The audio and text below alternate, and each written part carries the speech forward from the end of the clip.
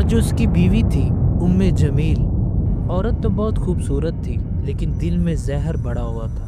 وہ بھی سب کو بھڑکاتی تھی، وہ ہر نئی چال چلتی تھی نبی کو تکلیف دینے کے لیے۔ یہ کانٹے اس راستے میں بچھا دو، اور اس نے اپنے بیٹوں کو مجبور کیا۔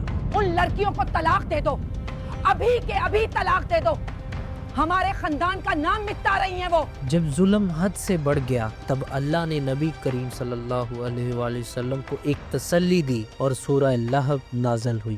تبت يدا أبي لهب وتب ما أغنى عنه ماله وما كسب سيصلى نارا ذات لهب وامرأته حمالة الحطب في جيدها حبل من مسد۔ اب آئیے سورہ کو آسان طریقے سے سمجھتے ہیں۔ پہلی آیت میں ہے ٹوٹ گئے ابو لہب کے دونوں ہاتھ اور برباد ہو گیا وہ۔ قرآن کہتا ہے میرے ہاتھ ٹوٹ گئے۔ کہاں ٹوٹے میرے ہاتھ؟ یہ دیکھو، یہ تو ہیں میرے ہاتھ۔ یہاں پاسٹ ٹینس میں بات ہوئی ہے، مطلب کام ہو چکا ہے۔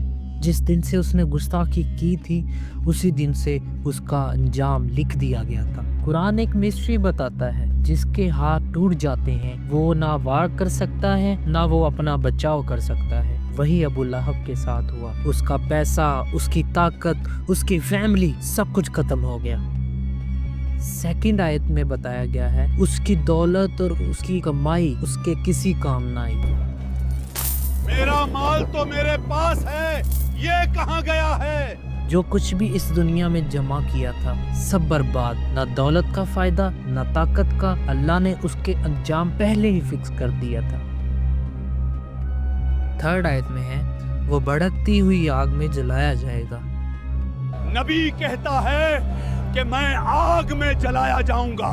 اگر ابو لہب اسلام قبول کر لیتا تو قرآن غلط ثابت ہو جاتا، لیکن وہ کبھی ایمان نہیں لایا۔ یہ قرآن کا لیونگ میریکل ہے۔ چوتھی آیت میں ہے اس کی بیوی لکڑیاں اٹھائے گی آگ کو بھڑکانے کے لیے۔ وہ دنیا میں خوبصورت تھی لیکن دل میں زہر اور نفرت بھری ہوئی تھی۔